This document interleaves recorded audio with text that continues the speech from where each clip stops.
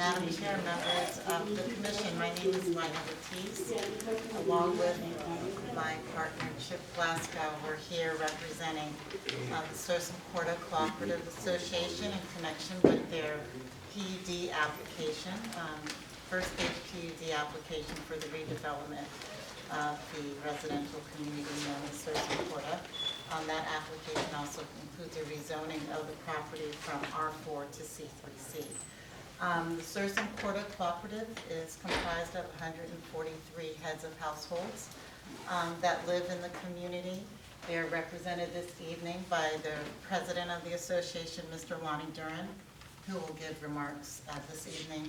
And I want to just point out that the co-op did take formal action, vote, in support of the filing of this PUD application on June 17th. Right? And at that meeting, that was one of several meetings leading up to the vote. But at that meeting, there were several members of our project team here, there, and some of our project teams here this evening. So I'm not going to introduce everybody in the interest of time, but I do want to point out Mr. Chris Fleming, who is a senior project director with Wind Development. Sursum Corda has selected Wind Development as their development partner through the entitlement process. Mr. Mike Patton, who is with Boggs and Associates, or Boggs and Partners, they are the architects for this project, and Mike will be giving a presentation on the overview of the site plan that was filed with the first stage PUD application. Again, other members of the team are here, but in the interest of time, I'm not going to introduce everybody. The first stage PUD, unlike a consolidated PUD that some of you may be familiar with, is really focused just on kind of the massing, the density of the project, the organization of the site, details about the building design and what have you will be reviewed with the filing of the second stage PUD application. Again, Mike will walk through the site plan that was filed tonight, but I just want to point out that the site plan and the project that has been filed is very much informed by the small area plan, the Mid-City East Small Area Plan that was approved by the City Council in November of 2014. Chip took the lead on getting that done along with Mr. Session, or their Warner Session, and that process took nearly 2 years. It would involve very significant stakeholder involvement, and among other things, it changed the density of development permitted on that site to high-density residential and medium-density commercial. It also kind of set parameters for the massing and density of the site, and then finally it provides for the reservation of 199 affordable units, which is equal to the number of units that are in Sursum Corda now. So as I mentioned, there was a significant amount of stakeholder involvement in that process. We have continued the same level of stakeholder engagement thus far, the same commitment to stakeholder engagement with the first stage PUD application, starting first and foremost with the people that live and own the Sursum Corda property. We have also worked with our immediate adjacent neighbors, including the DC Housing Authority, which controls the Turnkey and Sibley communities to our east and to the south of Sursum Corda. Also, Mount Airy Church owns property at the southeast corner, abutting our site. The district, through DEMPAD, has joined in on this application. They own 2 small parcels on M Street that will be included in the PUD, and we have also received letters of support from the NOMA bid, as well as the Southern Baptist Church, which is in very close proximity to the site. We have, as required through the PUD process, sent notices to property owners within 200 feet of the property, as well as Sursum Corda residents.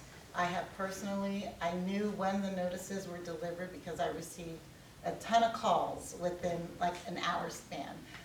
And while people that received the notice had questions about the application and what was on the notice, none of the calls that I received or in opposition to the redevelopment of this site. Excuse me just 1 minute. We Sure. are limited in time. Yes, I'm so gonna turn I'd it like over. to Okay. get to some of the other speakers because Okay.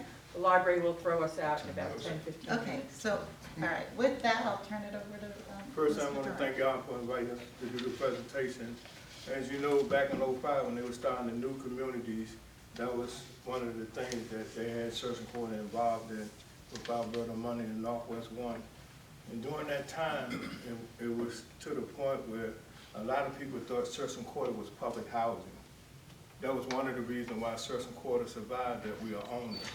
Even when you see news articles, you see something about public housing. And my concern when we had to change boards in '08, because I felt that the truth wasn't getting to the members. So in us, really overthrowing the board, it came to the point and we realized that in dealing with people in the city, they had an image of Searcy Quarter. So we had to change that image. So when we go to the table, met with the city, back then it was Tommy Wells, Ms. Naomi. But my thing was, everybody had a perception about Searcy Quarter except Searcy Quarter. So nobody would thought that we'd get to where we at today. So we actually made history. And some people are not even recognizing it.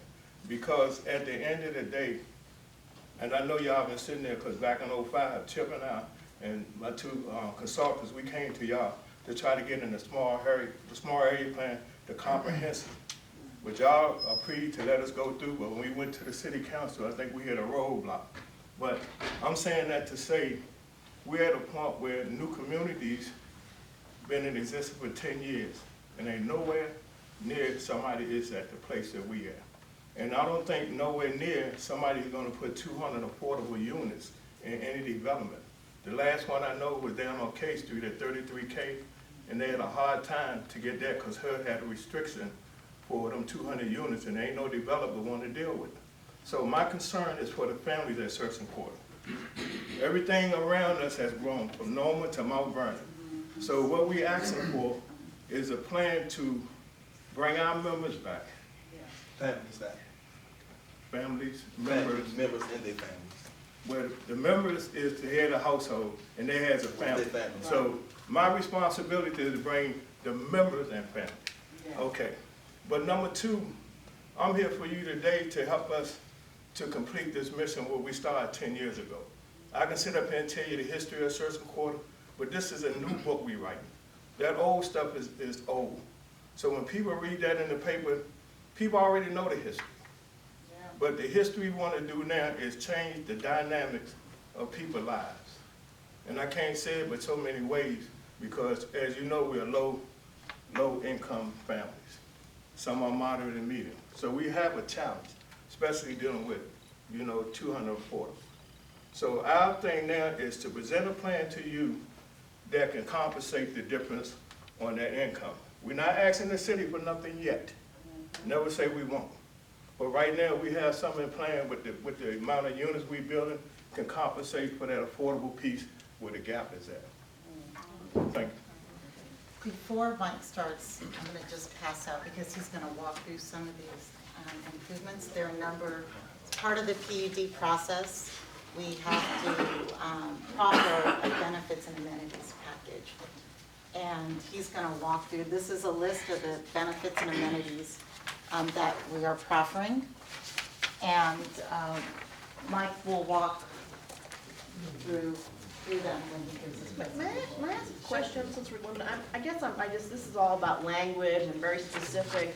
So Lonnie has acknowledged, and I know Lonnie, that there is a lot of low-income families at what's currently there, and I'm supportive of the project. But when you talk about, okay, what's going to go happen is the affordable housing, I don't understand if there's going to be a why, are you saying that you're still going to be able to come back and Yes. it's technically affordable? Now this is Yes. very specific language for people don't understand. Low income is low income and affordable is a whole nother level. So I don't quite understand what. So there are a couple of layers to this. The small area plan Okay. requires the development to have 199 affordable units Affordable.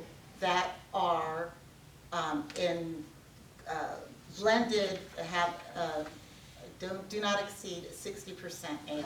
But they're still considered affordable, not But low they're income. affordable. Now, Like ADUs. correct. Now, we are also reserving 143 units for the current residents of Sursum Corda. So those are And- low income or affordable? So the people Doesn't matter, they're all that ours. currently live at Sursum Corda, there's a mix. 75% of the current residents are either 50% AMI or 30% AMI. So that's low and very low income by federal housing standards. So but we're reserving units for all of the current residents to return to the development, the new development. There's also, on top of that, that will be met with our 199 affordable units, is the inclusionary zoning requirements under the zoning regulations. So there are a couple of different layers. We will meet or satisfy all of the requirements. So technically, there will be low income, those are the current Yes. rents, and then there will be the affordable, and then there'll be market rate, is that what you're saying? Essentially, yes. Low income will be included in the Those are the units current reserved residents. for Sursum What's the Corda. total number of units gonna be available? For Sursum Corda, 143, which represents the current number The grand total number of units? 1,142 for the development overall. Wow, it's a pretty big project. The It's majority- 6.5 acres, so It's R4, it's, which is. well, no, it's, the PUD application includes a rezoning of the property Right. to C3C, which is consistent with the land use designation under the comprehensive, the small area plan.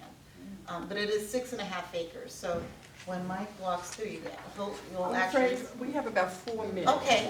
Could we invite you to come back next month? Is that possible? And perhaps you could bring us some of the plans I have plans here if you want to take. so that we can look through and respond intelligently to some of the things you're going to be presenting to us. I hate to cut you. I'm so sorry. But would you consider coming back for our October meeting? Yeah. And you would be first on the agenda. I swear you'd be first. Yes, Is that okay? that is. I am so absolutely sorry fine. that we have run out of time. Okay, that's okay. Thank you so much for coming, and I really appreciate you being patient and considerate. Thank you. Thank you. I have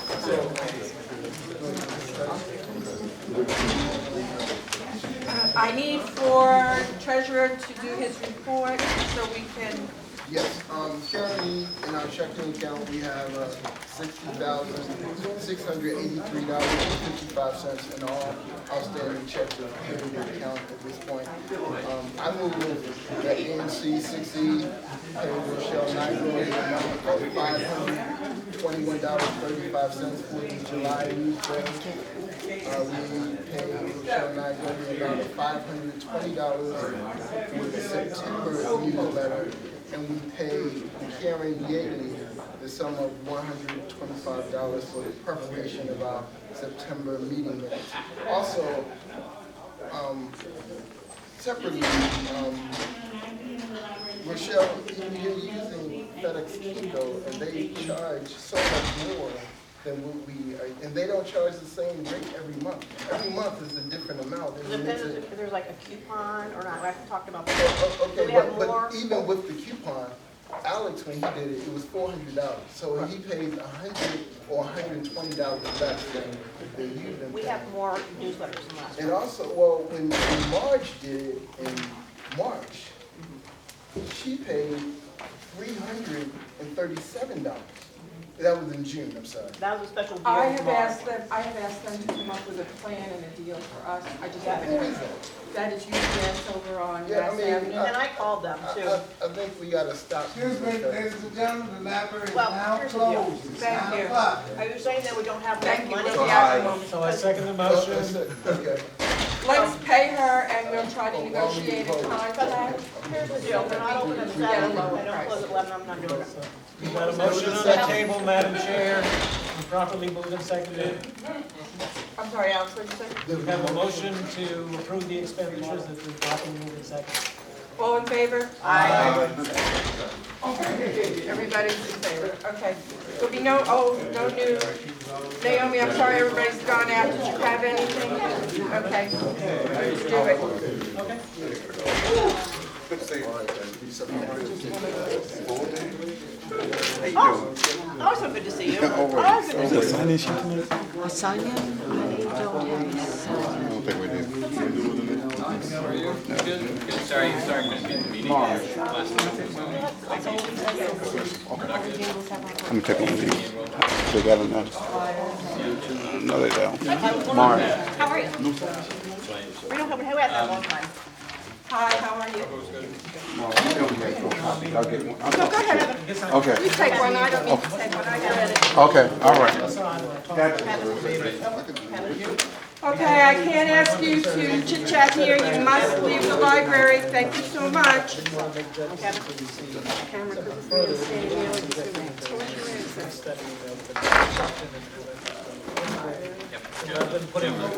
Oh, thanks.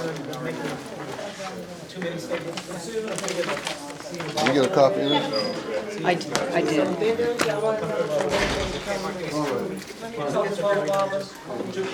Can you, Okay, I'm gonna shut off the camera now. Turn off the camera now. Here we go. which one is that? Is that the